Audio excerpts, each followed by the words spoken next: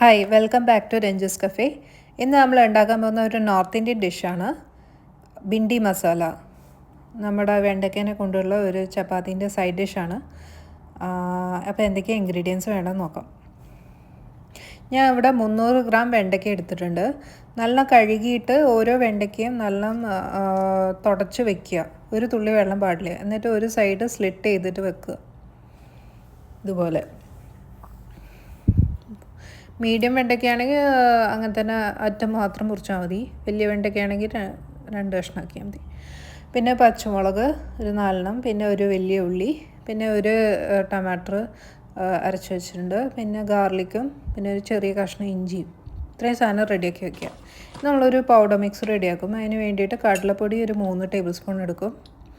പിന്നെ ഒരു ടീസ്പൂൺ ഉപ്പ്, ഒരു teaspoon Kashmiri chilli powder, 1/4 teaspoon മഞ്ഞൾപ്പൊടി, 1 ടീസ്പൂൺ മല്ലിപ്പൊടി. ഇത്രയും പൗഡർ ഇട്ടിട്ട് നന്നായിട്ട് മിക്സ് ചെയ്ത് വെക്കുക.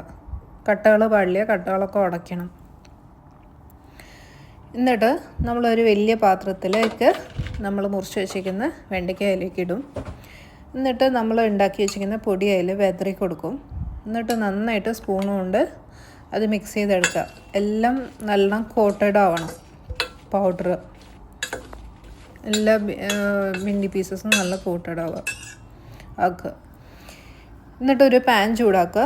ഞാൻ ഇവിടെ കടുകെണ്ണയാണ് യൂസ് ചെയ്തത്. കടുകെണ്ണയിൽ നല്ല രുചിയാണ്. ഞാൻ ഇവിടെ 3 ടേബിൾ സ്പൂൺ കടുകെണ്ണ എടുത്തിട്ടുണ്ട്. അത് നല്ല ചൂടായി വരുമ്പോൾ ഈ നമ്മൾ കോട്ട് ചെയ്ത് വെച്ചേക്കുന്ന ബിണ്ടി അതിലേക്ക് ഇടുക. എന്നിട്ട് മീഡിയം ഫ്ലെയിമിൽ ഒരു 20 മിനിറ്റ് നമ്മളത് സോട്ട് ചെയ്തെടുക്കും. അത് നന്നായിട്ട് കുക്ക് ചെയ്ത് നല്ല ഒലഞ്ഞ് വരുന്നവരെ സോട്ട് ചെയ്യും. അപ്പോൾ നമ്മുടെ ബിണ്ടി കുക്കായി വന്നിട്ടുണ്ട്. ഇനി നമ്മൾ അത് വേറൊരു പാത്രത്തിലേക്ക് മാറ്റി വയ്ക്കും. നിങ്ങൾക്ക് വേണേൽ ഡീപ്പ് ഫ്രൈ ചെയ്യാം. എണ്ണ പ്രശ്നമില്ലെങ്കിൽ എണ്ണയിൽ ഡീപ്പ് ഫ്രൈ ചെയ്തെടുക്കാം. ഇനി അതേ പാനിൽ വീണ്ടും 1 ടേബിൾ സ്പൂൺ മസ്റ്റർഡ് ഓയിൽ ഒഴിക്കുക.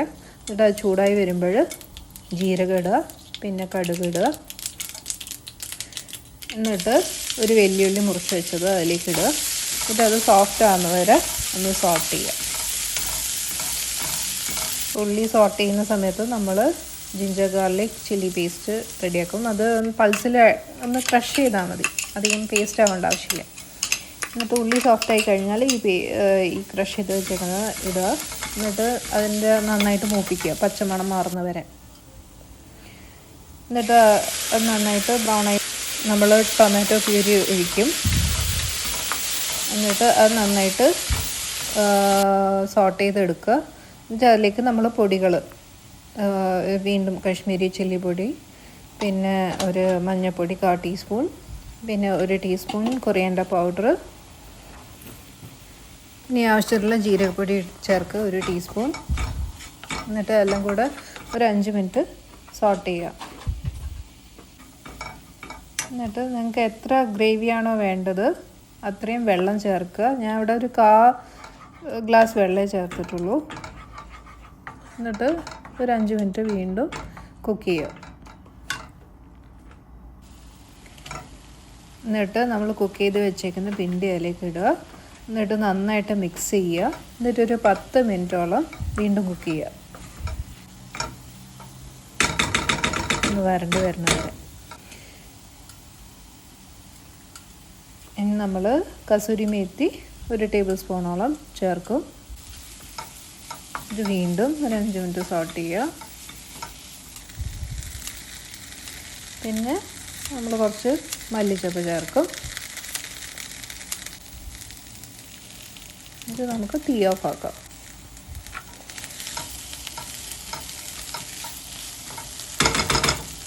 അപ്പോൾ നമ്മുടെ ബിണ്ടി മസാല റെഡിയായി. ഇത് ചപ്പാത്തിൻ്റെ കൂടെയും ചോറിൻ്റെ കൂടെയൊക്കെ നല്ല ടേസ്റ്റാണ്. നല്ലൊരു സൈഡ് ഡിഷാണ്. അപ്പോൾ എല്ലാവരും ട്രൈ ചെയ്ത് നോക്കുക. റെസിപ്പി ഇഷ്ടമായിട്ടുണ്ടെങ്കിൽ